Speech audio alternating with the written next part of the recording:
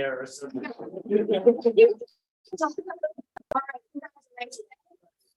But honestly, they just have like vendor cards. And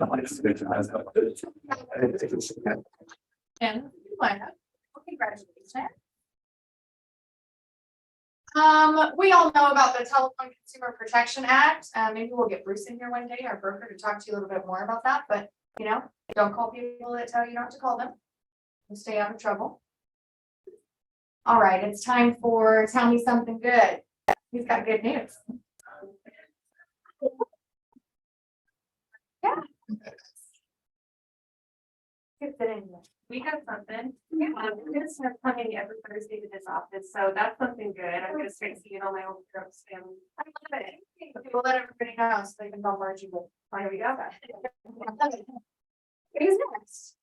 Well, consumer price index came in at what they were expecting, so seeing the stock market and bond market rallying today I like that. What does that mean for us? means better rates. We like better rates. You like that? 401ks are gonna start sweeping up and people feel better. It's good. Any portfolios, you're gonna start seeing. Right. Anybody else? Just closed my first transaction on Monday. Yeah. Yeah, that feels good. Yeah. You get to stay in business this year. How wonderful. Yeah. A little bit longer. I love that. Any other good news?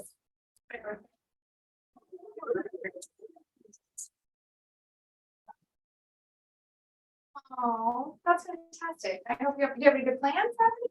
No? I think we should definitely think. I work and I have kids. I have to see them. Oh, yeah. Yeah, absolutely. I feel that. Any other good news? Yeah. Yeah. No, real estate's going good. I'm a real estate team and they're really hard through fourth quarter because it shifted. We are seeing results of that 5 escrows. Oh, that's good. Set that February and people are still listening and people are still buying. You just gotta like go find them, and I'm happy that it's a different market and you gotta go after it. Very excited for it. I love that. Awesome. That's good. Gives us all hope. Anybody else? How about people on Zoom? Anybody have some good news they want to tell us? Okay, that's enough. Yes, Ethan and I will be closing the loan today, so. that's fantastic. I woke up this morning like a little bit energetic, more than normal. I just think I'm excited for the new year, but also because I've been talking with a lot of agents like from all around and like learning about different ways that they're making money. And one of the agents I talked to made $55,000 off of YouTube monetization last year. And I looked at her YouTube page because I'm like, okay, this has got to be like some kind of crazy, like it is her cell phone. And she is just interviewing local people in neighborhoods, like 55 and older communities, because that's what she markets to. And then she's putting a little bit of graphics on top of it. I mean, I know a little bit about video editing. It's something we could all do, but she's monetized that. And so now I'm talking with my coaching business team and my real estate team of like, what are the ways could we bring in revenue that's not necessarily just tied to our real estate activity? So I don't know, it got me kind of juiced. We were talking about it today and I got to do some learning and stuff to figure out how to make that happen. But I love that, right? I love how she's diversifying. All right. All right, so these are our Y4C2Ts. This is our belief system, Richard Keller Williams, and we've gone over, and since I've been here, we've gone over each one. And today we're talking about communication. And I like to open up the floor to all of you. So the value or the belief is seek first to understand. What do you guys think that means? That's the best. Listen. Yeah, Listen. listen first. Don't Okay. assume. Don't assume. You can ask if you need. Thank you, Ashley. Yes. What mind? Do what? Have an open mind, so, when you think. Yeah, have an open mind. I love that. Anybody else have anything? we were talking about this in my office today and yesterday is when you're, even from a lender or real estate agent, when we go out, we're salespeople. And we all, as a typical salesperson, you're trying to fix the problem. You go right to the fix. Okay, well, I'll just get you into a house. You Yeah, don't stop and ask why, what is the reason, what is their motivation to want to buy a house? Is it, what is their why? yeah, And if you get the why, and then you start asking, what if you don't get the house? What is the cost to you? And then also, what is, if you do get the house, what is the benefits? So you're asking those questions to that person. You're going to know why they want to do. Is it because of schools? Is it because of they want to retire sooner, or they want a bigger house? When you're asking those questions and you're able to fulfill those questions, it's going to keep that buyer with you, because old cliche, buyers are liars type thing, and there's no loyalty. There is zero loyalty in this world. And to really get to know why they're doing something and being able to go deep on that, and then you can bring in your solutions, and that is, okay, well, I can find a home here, here, here. But now that you built their trust. I love that. Anybody else have anything to that? Yeah. Sometimes you're not always the listener, you are the speaker, you have to get some things off yourself so you can find someone you. Ooh, I like that. I tell you this all the time. If you're talking more than your client, in that, whenever you're in that meeting, appointment, whatever, you're losing the conversation, right? You should be asking questions, seeking to understand. You're exactly right. Like, you can understand, especially in this market, the only people that are really going to move in this market are people that need to move. They have an overriding motivation. And if they feel you're not that person that understands that, they're not going to do business, right? So you got to really understand why they want to move. And most of our people are like, move up buyers is like, I have equity, I really need to move because my mom's moving in with us and we need more space, right? Or something like that. But you got to like find those necessities. See, for some people, even when I'm brokering, most of the time when I find agent disputes happening or client issues, and it's because no one's listening to each other. Nothing to stop. What are your complaints? That's fine. Rage on me, rage on me, rage. I want to hear it all, right? And okay, I heard this and this and this.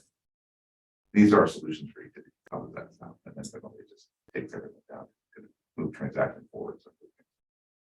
They usually call it closing the loop on a conversation. It's, you start a conversation, let me check into that, let me get back to you, whatever. But if you don't actually, close, come back to them with that information, you waste a lot of time. Yeah, I like that a lot. I was talking with my coach, who is amazing, and she was talking about intelligent people that think fast and are intelligent, which is pretty much everybody in this room. When we don't have the answers to the questions we have in our mind, we start putting things together ourselves. We make assumptions. And sometimes we connect dots because we're really, really smart and our brains find patterns really quickly. We connect dots that aren't actually connecting for that other person. Does that make sense? And so seeking first to understand is about dispelling what you believe or how you believe the world works. And then finding out how do they believe the world works. Because if you can resonate with them on how they believe the world works, whether you're selling a loan, whether you're selling a house, whether you're brokering, whether you're recruiting, whatever you're doing, if you can understand how they see the world, then you can, again, come with solutions, meet them where they're at. And I think that we assume a lot, like when I was a brand new agent, when someone would say, I want a big backyard. Well, I grew up in the middle of nowhere on 10 acres next to national forest. So a big backyard to me is like a lot. That's a lot of space. And to them, they lived in an apartment. All they wanted was not even a quarter of an acre, right? A little patchwork of grass would have done something for them. So it comes down to even the little things when we're consulting. What is a nice neighborhood to you might not be a nice neighborhood to one. I remember showing property to this couple And I showed them a property in Roseville and I'm like, this is a nice neighborhood. And they're like, this is not a great neighborhood for us. And it really helped me understand that people view the world quite differently. And we have to come from curiosity and seek to understand their point of view if we truly want to connect with them and retain them as a client, like John said. Guys, I love that. Anything to add to that you think might be valuable? I have something. Well, thank you. I love- Yeah. Yeah. Hi. I just recently had, I have a client, a buyer client who has been looking through the client portal on MLS, and I get notifications when they do that. So I see that they've rejected these properties, and I go and look at the properties and it's like, oh, wow, that seems like it would be perfect for them. I wonder why they rejected it. And I look at the pricing on it, and my client had said that they had lowered their price point. And so I went on the assumption that they were rejecting them based on the price point, and looked at the days on market, and reached out to my client and said, if you see a property that you really, really like, and you feel like it's overpriced, or if you feel like your price point won't meet what they're going to want, then, let me know, and I will reach out to the agent to see how motivated the seller is. So, you want to dispel that assumption that the buyer has that they can't afford it. It's very possible that the seller would be willing to negotiate at a price point that will work for them. So it's about, for me, seeking to understand on more than just the level of interviewing a client, but also interviewing prospective agents on the other side of a transaction and making it happen. And the only way is to ask. I love that. How many times do we assume the other side won't accept a repair request, or won't make that choice, or won't drop their price, or anything like that? Yeah, be curious and just ask. Thanks, Lori. That was a really good perspective. Oh, I went too fast. Okay, we have some new faces in the brokerage. Super excited about this. Artem is not here right now. I don't see him in the room or on Zoom, but if you see him around, please pat him on the back and say welcome to the family. Sakari Hunter is here. He's on Zoom. Sakari, welcome to the brokerage. Would you like to introduce yourself to everyone? Hello, guys. Hey, how are you? Welcome. So tell us a little bit about yourself. I'm new to the brokerage. I just got my real estate license. I'm from Sacramento, California. That's about it. Well, thank you so much for showing up. We're really excited to have you.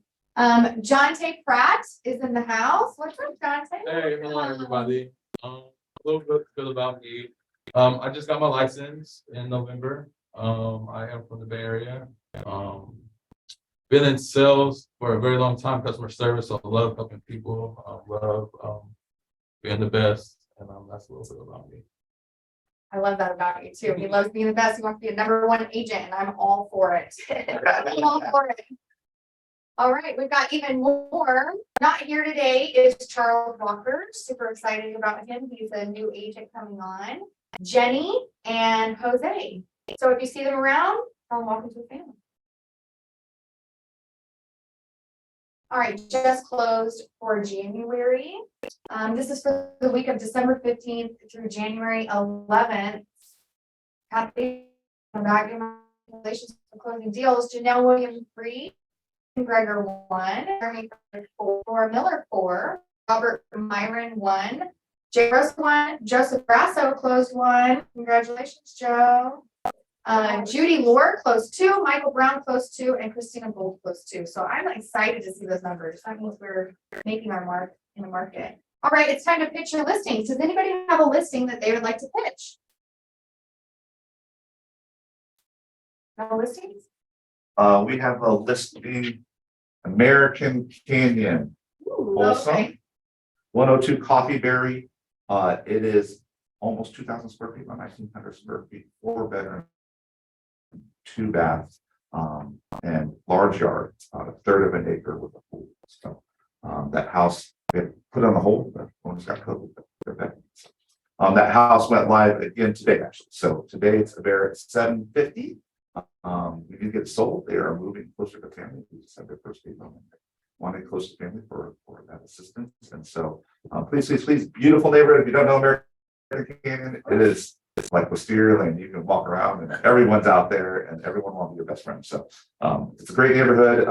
Please get us sold. We need a buyer. So please bring us a buyer. I love it. Anybody else? I don't have a listing. I have it's actually a rental coming up in April. It's a 3-bedroom, 2-bath. It's in Citrus Heights. The rent, I think, is gonna be $23.50. It's a great little home, perfect for starter family. So if you guys know anyone that's looking for a place to live, What did you say the price was? $23.50. Okay. I love it. Per day. Okay.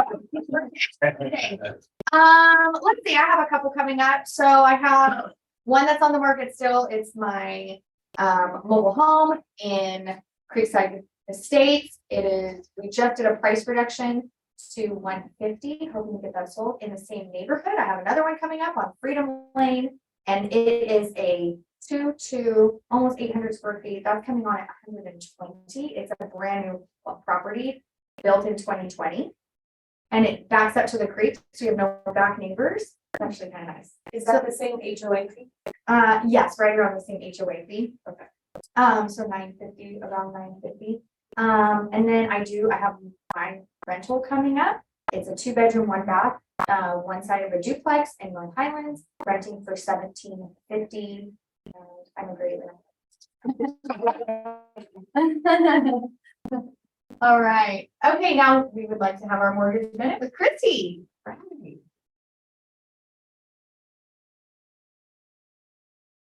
So happy new year, everyone. I'm looking forward to 2023. 2022, I honestly it was a little rough for, I think, all of us, just because of the interest rates going up so dramatically, so quickly. So today, great news that CPI year-over-year number fell from 7.1 to 6.5. And really what that's telling us, it was actually pretty big news today, is that inflation has really peaked. We really think it might be at the top, and the same with the interest rates. Interest rates have probably peaked. Not to say that they're not going to be volatile, still more volatility and see up and downs, but I think we've seen some of the worst. We still have a little bit of recession fears. However, it should be short-lived. The Fed is probably going to still do a couple increases, but because the inflation's coming down, because job loss is a little weak, that sort of thing, it seems like the market is in that recovery period. And I'm thinking we're going to see the effects right now, meaning starting right here, first quarter, second quarter, we're going to punch up that momentum a little bit. By third and fourth quarters, we really should be hopefully in full sprint again. So I'm seeing good news for 2023. You will see some headaches up and down because we're not through it quite yet, but it's looking good because improvement is where we're at, and we still have to be solution minded in this economy right now. But it's so great to have some awesome news. The foreclosures, those rates are the lowest records we've had because basically 99% of the borrowers have lower interest rates than the current market. So that's what's making it kind of tough on the having more sales, because people are holding on to their homes with those low interest mortgages. But the foreclosures are low, so that means that this market is actually, it's not like the market before where people were failing on the mortgages and that, all of the people are strong, they have their houses. That's one of the big things I'm seeing come up is home equity loans are coming up so that people don't have to tap into their first lien. They have a lot of equity. People build a lot of equity in the last couple of years. So people still have a way to tap in with the home equity loans that are coming out. Let's see. Oh yeah, so with all the rain and the wind and the trees coming down, we had some in our area. There is the governor has issued the Sacramento County as, evacuations and that sort of thing. So if you have loans in that area, a lot of times they're going to have a funding condition to go out and show pictures that the house is not flooded or trees are not down on top. But I would suggest being really proactive on that and making sure that there's no damage right before you fund and then have a problem.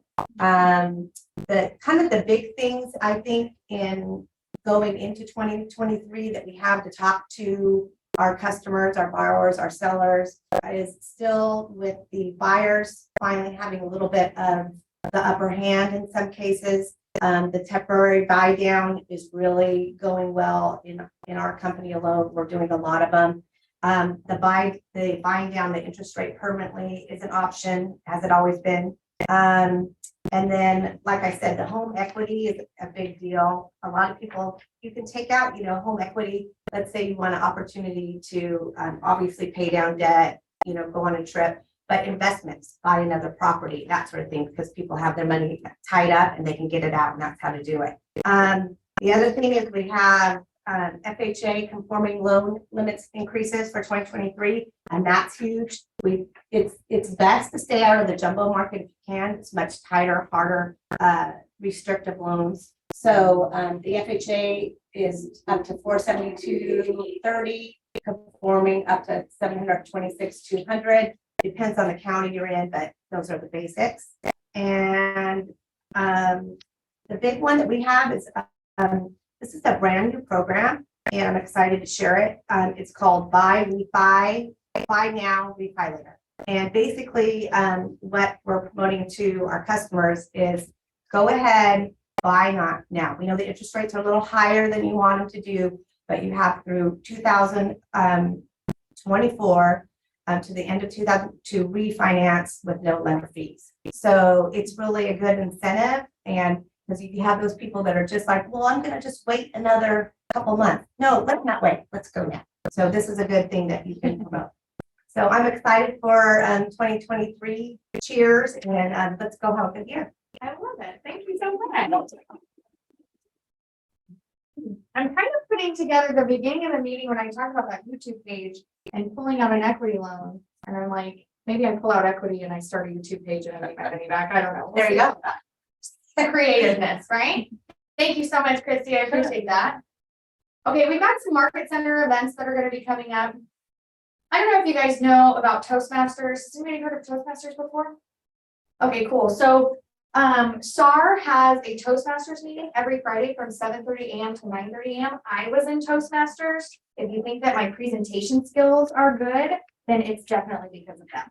They taught me a lot about speaking. They helped me with my diction and how I talk and the ums and the uhs and all of that. And I stand up here in front of a lot of people, but you guys present on a daily basis. Every time you sit down with a client, you're actually presenting and you're a public speaker. You just only have an audience of one. So I think it's important to remember that. There is a membership that goes along with that, but you can always show up to their meetings and check it out if you want to. Cool thing about that, Amy. On February 9th, it's 2 team meetings from now. A couple of representatives are going to be coming and sharing and kind of doing a little snippet of what it looked like. Is it Michael? Can I make an Okay, ad? you guys have to be here. You guys have to. Oh, Claudia's on. What's up, Claudia? I just wanted to say that for those new agents that have not been involved in any kind of a relationship building situation, that I strongly recommend you get involved with that Toastmasters, because when you sit down to do a listing presentation, you really want to come from a place of confidence, and they will help you do that. Absolutely. I love that. I can't remember Michael's last name, but he's an amazing speaker. Like, just blow your socks off. So if you can be here for that meeting, you'll get to see it's inspirational. Thirsty Third Thursdays. So I wanted to bring some culture back into the office and start getting us together to network and have some camaraderie. And so when I was a new agent, my office at Keller Williams had Thirsty Third Thursdays, and we would pick a spot and we would just show up, and you want to have a drink or a snack, wherever it's at, we just do it together, right? In fact, I remember one of my third or fourth Thirsty Thursdays, I was talking with a guy named Sam Allen, who's a big developer in the area. He owns grounded real estate. And I was saying, I'm thinking about buying a rental property. I think I might buy a duplex. And we're drinking a little bit. And he says, oh, girl, don't be an idiot. Just buy the duplex. And I literally went out and put an offer on the duplex. And it was one of the greatest financial decisions I ever made in my life.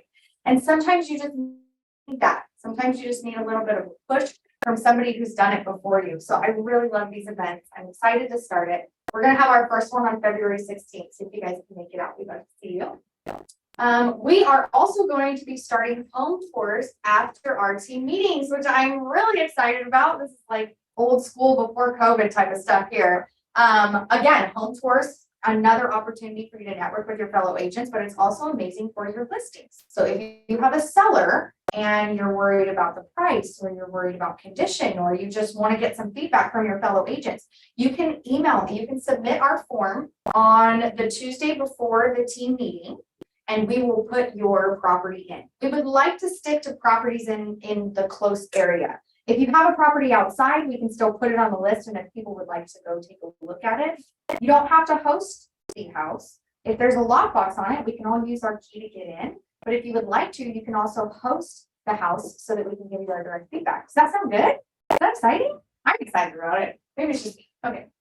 We have some classes coming up. If you guys want to hit the QR code, we will also have a training calendar in front of everybody. Robert Brand is coming out to talk about covering your assets. This is a mandatory class because it's a legal update, so please bring yourselves. We're also working on our 36 touch workshop. So if your database is not set up yet with a 36 touch and you're like, what does that even mean? I have no idea. Then please come to our class on January 17th from 10 a.m. to 12. Bring your laptop. Vincent Catapano. Kayla, are you with that too? Vincent Catapano and Kayla are going to be helping you get your database right. Okay. That same week, we have Paul Boudier coming in to talk to us about selling HUD homes. We're going to start seeing more of those opportunities come to the area. So I think that's a great class. Till death or divorce do us part. I love the name of this class. I'm super excited about this. Life events. Life events have 15% higher turnover rates per year. So are you tapping into the life events of your clients, and how can you do that with value? 1031 exchange, capture more investors with Russell Marsan. And then our very own Laura Miller is coming in on January 27th to teach master listing presentation. So if you're looking to learn from an expert on listing presentations, Laura is the one to do it. Our January 26th is going to be our rewards team meeting. So please come on in. Come on in. So please attend. It's going to be an exciting event. And then, I wanted to kind of talk about, let me check the time, just make sure. Okay, we have a few minutes. I wanted to do a little market update. I think those are important for us, especially when we're seeing news headlines. You guys can look at the trends report on the MLS. That's exactly where I pulled this from. But I want to go over this a little bit and open up the discussion. So in December of 2022, there were 2,468 homes for sale, and there were 1,176 sold, and there are 954 pending. What does this say to you?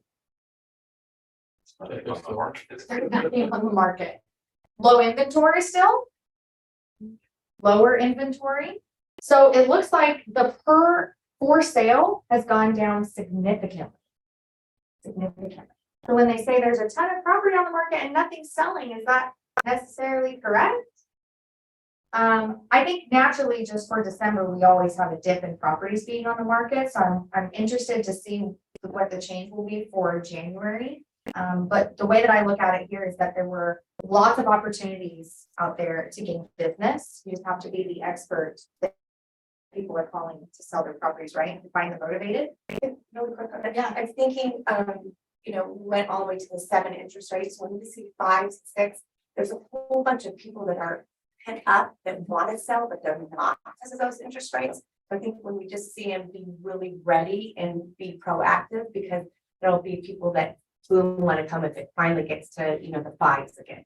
Oh, So there's a lot of people that want it, but just can't, because that's like doubling their mortgage payment. Absolutely. I'm hoping we really see that come sooner than later. I love that. Here's price per square foot in Sacramento County, Sacramento, El Dorado, and Placer counties. I just picked those because that's kind of the area we're sitting in right now. And I recently had an agent reach out to me because they had a buyer that was refusing to negotiate up on the seller and the buyer couldn't meet the middle. And the reason is the buyer said, no, prices are falling dramatically every month. That's what they said. Prices are falling dramatically every month. I do not believe that this house is actually worth that much. And so we pulled a trends report. I pulled this report right here and I for that exact zip code. And then I sent it to the agent. I said, send this to your buyer. And what we learned is that prices hadn't actually dropped dramatically. They had dropped by 3%. And when we did the math on that, that means that the price that the seller was asking for to meet in the middle was very reasonable. We wound up getting them to meet. And then they went into contract and now everybody's going to get what they want. So not only can these reports help you understand the market, but they can help your buyers and your sellers understand the market, because this to me doesn't look like a dramatic drop. I'm not seeing that, right? Anybody have any insights on this graph or what they're seeing? Average days on market. Woof. Are you feeling that?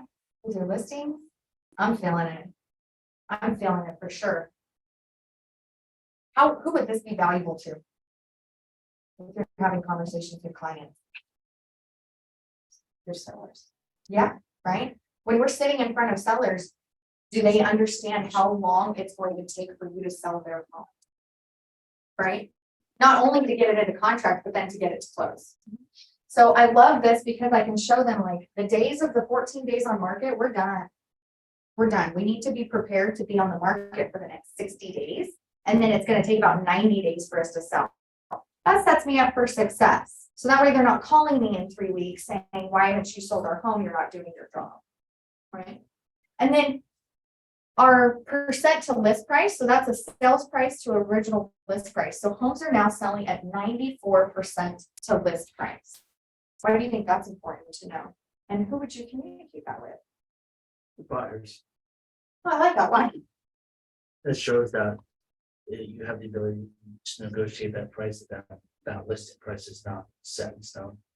Even though the seller is emotionally attached to that house, they're willing to negotiate to bring that down to move forward with whatever it is they're trying to move forward with. Right. Right. And then what about for our sellers? What do we talk to them about when we see that? Not to overprice their house. Yeah. Yeah. This is my favorite graph of all time. This is my favorite graph, and I present it to my sellers whenever I list property and we talk about pricing. And I say the red line or the green line up top, that's La La Land. That's a fantasy. That's where people are listing their home. They're sitting for a long time. They're not selling. We want to be on the red line. The red line is reality.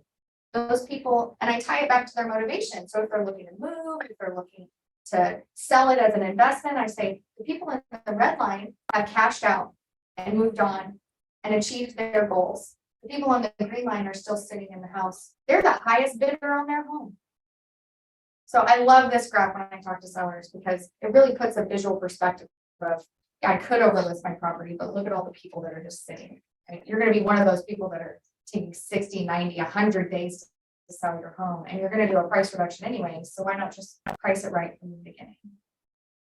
Okay. And then months of inventory, we know it's hot, or we know it's high, but is it so high that it's now strictly a buyer's market? Do you know how many months of inventory does it take for it to turn into a buyer's market? 6 months? Somebody says 3 months? What's the broker saying? Are you a broker? What do you think? Classically, I'll say this, and if you guys don't follow the greater picture Ryan Lundquist, if you don't follow him, you should follow him. Talks a lot about this actually. Ryan Lundquist, so greater picture, but he puts out a lot of stats. He'll take the MLS stats and you must like it because he takes all the graphs and manipulates. You can manipulate the data, but takes a lot of time and effort. But he does. The mantra is if it's 6 months or more, somewhere around 5 to 6 months, you're an even. If it's above 6 months, it's buyer, although it's a seller's market. But you can see right now we're at 2 months. And I don't know if you're out there with listings, it feels like a buyer's market because you're in and out $20,000 credits for 2-1 buy downs, right? So, and you're taking a 6% lift on list price, right? So, what I tell people, and he did this graph by market, is every market is local and every market's different. In Sacramento, we are just in California, we just have tighter inventory. I mean, we have a lot of people and not enough homes, and that's just because in California we like to make it very expensive to build a home, very hard to build a home. So we over time get crazy. So, but in Sacramento, when you hit about a 2%, somewhere, I'm sorry, 2 to 3 month window on your inventory, it classically in Sacramento is an even market, meaning if you have a great house and it's beautiful and it's priced well, you don't have to have a lot of concessions, right? But if you're overpriced, you're going to get concessions. So you'll see this play where buyers do have leverage, but if you have a great house, great location, great price, you're golden. You get multiple offers. So I think we're seeing that, and you'll see that if it starts ticking up to 3, 4, 5, then you're going to start seeing the dramatic price. You're going to see like where prices really start falling, and buyers have total leverage, right? They're coming in with credit asked and everything, and these go pretty close, right? So it's a good place to be, and I like Christy that you said it's getting better, and that's what I'm hearing. I think it's getting better. It will get better here shortly, and so I think it will tick down. But honestly, we don't want to get back to 0.71. Remember your clients, it's like your only strategy to win was bid the highest, right? And suck it up, right? So if we can hang around 2, or that's not a bad place to be with better rates, right? So I don't really mind the 2. It makes it easy. If you got a buy side, you're basically in contract. If you got a listing that's motivated, you're pretty much in contract, right? So you just gotta do it right. So. But that's how I look at it. So. And then you got also your numbers get skewed November or December with the build. Yeah, exactly. And when you see that first chart where you saw the sales come down, the number of listings come down, remember Sacramento still is a seasonal market. Now, COVID kind of skewed that because everyone was just going crazy. So it didn't look like that during COVID. So if you came in, or if you think it's still COVID, but Sacramento is a seasonal market. Our lowest listing, you will classically see a 5-10% reduction in price on closed transactions in December and January just because of the winter. And only people tend to list, and when they do is when they have to move. And so you have buyers that only want to buy during Christmas that are there, and they just do it. So just note that some of that softness you're seeing is just because we're in this cold. That's why I tell people like, where do I find motivated buyers? I said, go do open houses, because if someone is going out in the rain, in the cold, with 6% interest rates, they're pretty freaking motivated. Right? So, like, people are like, only 6 people have my open house. That's good, because all 6 are pretty much motivated, right? And I go, if you fire up here, the neighbor and the neighbor comes in, the neighbor's walking through rain generally, or wet. Yeah. It's cold, and they're coming to your open house. Either they're a serious lawyer, or they're thinking about selling, right? So so that's why I'm telling you, it's like there's easy ways to find the motivated. Just look at the stats. It tells you what you're looking for, and go get them. I love it. The numbers always tell the story. They all tell a story about where you need to be in the real estate business to maximize your ability to get. Right? I love it. Thank you so much. Okay, it's time. Brian. This is our secret guest speaker. He wore his secret agent jacket too. I was afraid it was gonna rain inside. Yeah. So, Okay, thank you so much. Brian Fitzgerald is with Green River. Home River. Home River. Green Lord. Use of our Money. Yeah, no money. Home River.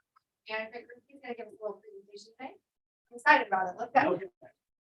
So, first disclaimer, I'm full of jokes. They're all really bad jokes. They're the only jokes I got, so feel free to give me any humor. So today, just kind of going over 10 reasons. And that's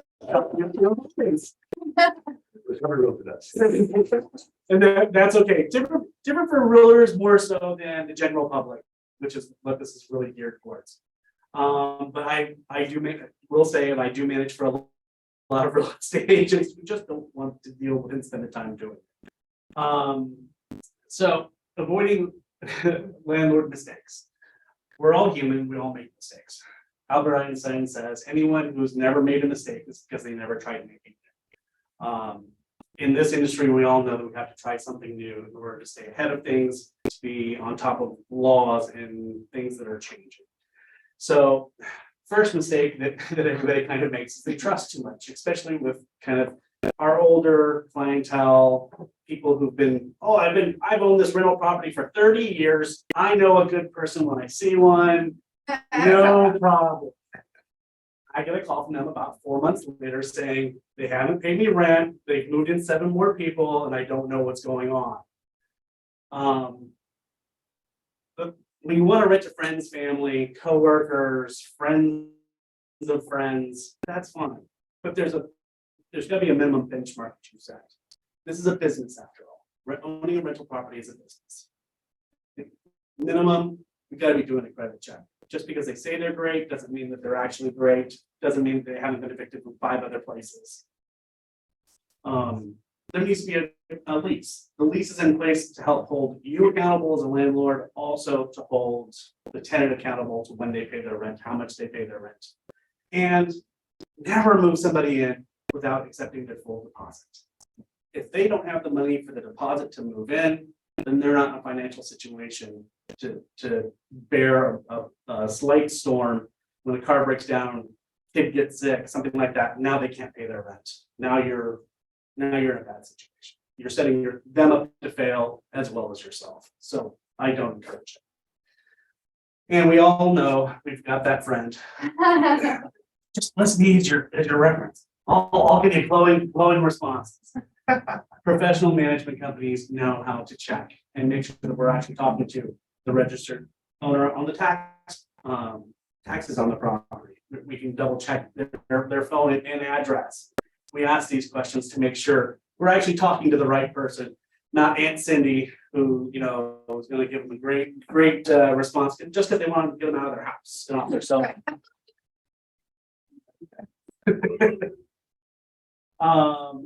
Taking the shortcuts. These are real photos, just so you all know. Just because the client doesn't want to spend the owner doesn't want to spend the money to paint, or doesn't have the time, or they say they're going to do it for free, but they just need to move in right away so that they'll take care of it. All bad situations, all bad scenarios. Are they a professional painter by trade? Are you just giving a paintbrush and a roller to somebody who's going to spill this paint all over the carpet? Are they going to paint over literally doors where they can't open doors? Bugs, all kinds of fun things. But also, their concerns are now they're on a ladder. They're painting, they fall off the ladder. Technically, you've entered into an employment contract with them, giving them a discount on rent, allowing them to do so. You could be liable for their doctor bills and not paying their rent and doing other things because it happened on the job. So these are all reasons why find somebody, let a professional do the work. It may cost you $100 more, but $100 more may save you $1,200 really easily. Avoid conflicts and confrontations. We all have an owner or a client that just is, great Aunt Sandy. She's not the person who's going to go out there and knock on a door. Where's my rent money?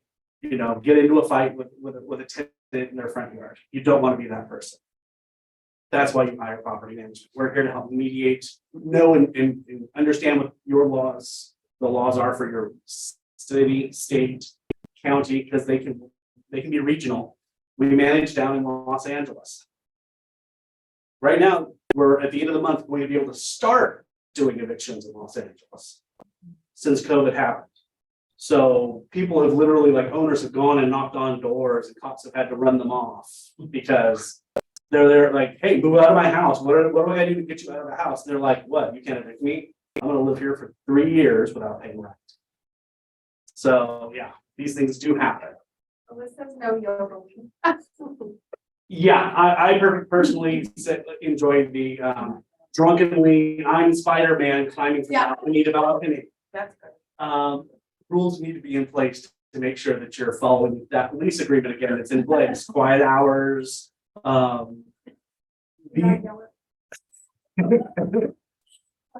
Yeah, I stole this one off the internet, I'll admit that, but I've had a few of these situations happen in the 20 years I've been doing this. I ask, but sometimes, we're talking to owners and we say, hey, you don't need to sell, it's better for your friends and then buy, or they're thinking about that situation. Sometimes I found that the clients, like, they couldn't handle that LA situation. Like, they're gonna go knock on their door. They're gonna go crazy if the person's not paying the rent. That's right. So do you talk to clients about that? Or do you qualify like, hey, would it need to be a landlord? If not? Well, when I am primarily the person who deals with all of our new clients, I'm the business development manager. So I have a conversation because I want to understand their goals and their expectations. I don't want to set us up to not meet their expectations, but I'm also interviewing them at the same time going, are you going to be a good client for me? Are you going to try to manage me? If that's the case, then we're probably not going to be the best fit. Now, there are some that we come to an understanding. It's like, okay, you think this house is worth $6,000 a month. I've done the market rent analysis. It's worth $4,000 a month. Let's meet somewhere in the middle and agree that if I provide you information on the rental rate and traction and no applications, then we're going to drop it 10% a week till we get an application in place. Conversation that's had. Or lady moves in, a very nice young woman and her 2 children. She stops paying the rent. Owner doesn't know what to do. Reaches out to me. That's great. Okay. Comes on board, understand where we're at. Lay out if we have to go to attorneys, what this is going to look like. We're going to post notices, have this conversation with them in advance. In this specific situation, this young lady had already gone down to a couple of charitable organizations, has money coming in. She's already got a new job. I have a copy of the offer letter. Hey, she's going to be able to make whole by December 30th. She will pay all this month's rent and half of next month's rent on the 30th, so that on the 7th of next month, she'll be make her last late payment. And from that point moving forward, we're golden. We can do this, or we can try to evict her. And that's going to be 90 days at minimum, $1,250 to $1,350, and no money between now and then. And you just said that you have to pay your property taxes. So let's have a conversation of what is better for you. Sometimes it takes us on the outside, being a third party, to help pull the owner back from their emotions and remind them, let's not make this emotional. This is a business. Let's do what's best for you. Now, not to say that in 90 days we won't be evicting that same young woman, but if we got the property taxes taken care of, we already got all that done. Allowing squatters. Come on, from another planet, needing tacos, like we all have it. Just needing some fuel. When we have vacant properties, we make sure that we go by them at minimum every week, making sure that nobody's moved in, especially during your wintertime months in California. It can be harsh. Right now, there's lots of rain. So if it's in a neighborhood that there's shopping carts getting pushed around, guaranteed we're probably there twice a week, making sure that nobody's pushed a shopping cart and a mattress inside on a vacant floor. But it's also a matter of boyfriend, girlfriend. Girlfriend moves in with boyfriend. Well, technically she's a squatter. She's not on the lease. She's an unauthorized occupant. She needs to get out of the lease. We have those conversations. We go, oh, well, she moved in, whatever, now they're fighting, or he's taken off. She's the only one left there. Guess what? You were never on the lease. I can't give you back the security deposit. It goes back to the person on the lease. Now you guys gotta go fight it out in small claims court. These are reasons why you've got to do things from start to finish to make sure that everybody's on the same page. But there's nothing worse than having all the cops or the sheriff stand out front, wait for them to show up, and they're in the house just running the place. this has happened. Very rarely, fortunately, because we check them on a regular basis, but making sure that that stuff doesn't happen is really key to have the property manager make sure that they're doing this stuff.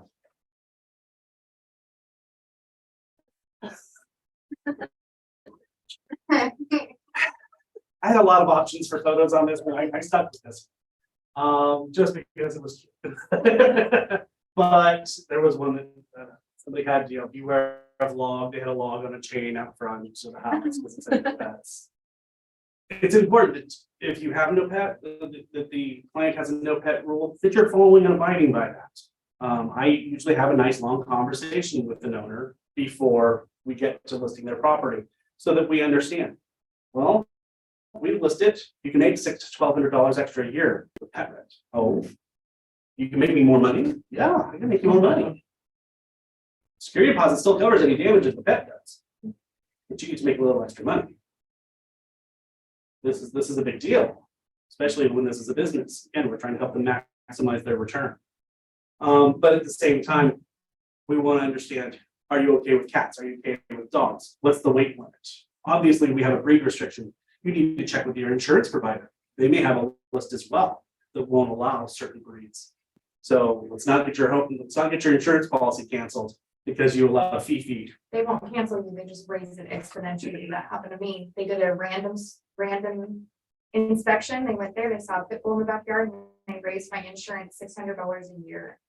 I switched insurances, but still. Right, but then you have the last minute rush and headache because they give you 30 days to make all that happen. So that means now you're stopping your life to go get insurance quotes, dig through all that, call 500 of them because half of them will call you back. It was a bit of a mess. So it's important to get all this, have these conversations in advance. Think about this stuff. This is, again, when an owner goes, oh, they just moved in, they have a cat. I'm not worried about it. Until the cat does damage, until the cat chews up the baseboards, the dog chews the cabinet door off, then it becomes an issue and you try to take them to court and they go, well, I have a picture of you right here petting my dog. What do you mean you didn't know I had a dog?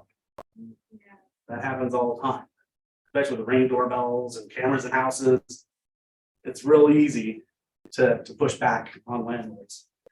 And there's nothing worse than losing money just because you didn't have the time, the bandwidth, or the knowledge for this stuff. It's a business, everybody wants the money, but we got to make sure that we're doing it appropriately. If you're an investor, you got to make sure that you're choosing the right rental price. We're not overcharging so that you have constant turnover every year, because that is just losing money when you're doing turnover maintenance, vacancy period, loss, the fee that is being paid to place a new tenant. But then you also have, when the prices are too high, those are people who are desperate, who have to get in. There's a reason why they're desperate. They got in because they're applying for every house, hoping that somebody will let them in. Usually they have bad credit, they're willing to pay larger deposits. These are where owners don't realize by doing so, they've set themselves up for headaches and drama because of it. Also understanding that you don't always get to keep all the money. You got to put money back into your property, back into your rental asset. We understand you don't need paint life expectancies is 3 years. But that doesn't mean the paint has to be repainted every 3 years. But we're not going to go 20 years without painting the house and try to charge a tenant $3,000 to paint the house. You've got to understand carpet, paint, appliances, they all have a life expectancy. You need to be budgeting to put that money back in. And that's where having a property manager helps, because we're going to let you know when the tenant moves out. You've been with us. We know the history on the property. We're going to break all of this stuff down. We already know the mathematics and the calculations behind it. So we're doing this. It's trouble-free for them. That's instead of, we know you are in fact the father, you are in fact the bed bug owner. Making sure that we're always getting pest clearances. You don't have to be responsible for having pest control treatment on a property. It's not required. But if there's an infestation, now it is your problem. It is now your responsibility, it's your asset. So you need to be making sure how you get away from having these issues, that you're having annual inspections. That maybe you have a bi-monthly or a biannual pest control treatment. You know, spring and winter time, get the house treated to make sure that you're keeping any critters out. $80, you know, why wouldn't you invest that little bit of money to make sure that you don't wind up with this? Or you have that pest control treatment done to make sure that it's preventative. And then you have a termite and pest control inspection on the property every 2 or 3 years, making sure that nothing pops up that you didn't know about. Back to that insurance. I won't say that I have personally seen a car in a pool. I can personally say that I have seen a motorcycle in a pool and patio table and chairs, umbrellas, all kinds of interesting things. But making sure that you have the right insurance for your rental asset. Don't go with the cheapest company. There are reasons.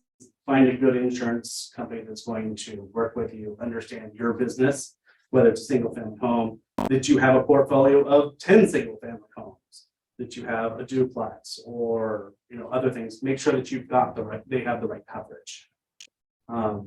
Especially with all the rains and stuff going on right now. Our phones ring off the hook. We have a 24-hour call center. They answer those phones. And there's nothing sadder than hearing a tenant who's crying because a tree branch came through the roof of their apartment. And, you know, it's the holidays, things have happened, you know, now you're trying to get a roofer out there, coordinate an insurance company, you know, how much water's in the house, does it need to be remediated? You know, did it puncture the heating and air conditioning system? Do you need to put them up in a hotel? You know, there's a lot of things that you have to understand and know when you have a rental asset. And you can get yourself into a lot of big expenses real fast if you don't understand what you're up against. And I pulled this literally yesterday from Craigslist. There are 5 violations I highlighted right there in the advertisement. How'd you get my thing up there?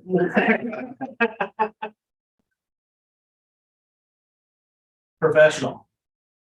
You can't, fair housing laws, doesn't matter what their source of income is, but you've now just said that they have to be professional. I could be retired. My source of income could be my 401k. You're discriminating. Female. Oh. Can't be gender specific. Age. Can't do that either. Familial status. That could be $50,000 in fines. You just move somebody in and let them stay there at $1,150 a month in rent. They're staying there for a long time for free. You'll also notice nowhere in this ad does it say what the general rental criteria is. It doesn't tell you how much income I have to make, what the credit score needs to be. None of that's there. So how are you just discriminating, or how do I know that you didn't discriminate against me versus somebody else? This person sounds fun. What's kind of funny is they're in law school. Yeah. Thank you. Thank you. But these are the things that can get a very kind owner into trouble real quick, because Department of Fair Housing and Employment, they are watching. There's actually attorneys that make their entire living off of turning people in like this. Yes. They'll look for anything. Well, they can also file a lawsuit as a third party Yes. too, even though they're no way involved, not even, they can live in the Bay Area, not even looking for a place, but they can be representing whoever theoretically sees this ad and feels discriminated against. Fair housing is like the one and only that you can do that for. Yes. And it's for up to 4 years. So. Last mistake anybody can make, self-managing, not hiring a professional management company. Let a professional do all this. Being a property manager, especially if you're not local. And you don't keep up on the law changes, the reading, you know, laws are always changing in California. gotta make sure you stay on top of that, especially now that there's rent control. You have to know a lot of different county by city, by state. Let somebody else help you with this. At the end of the day, in most cases, I'm not a tax expert, but property management is a direct expense against the rental income you earn. So it doesn't cost you anything. Why wouldn't you have somebody to take care of all of these things I talked about for you? And it literally costs you nothing.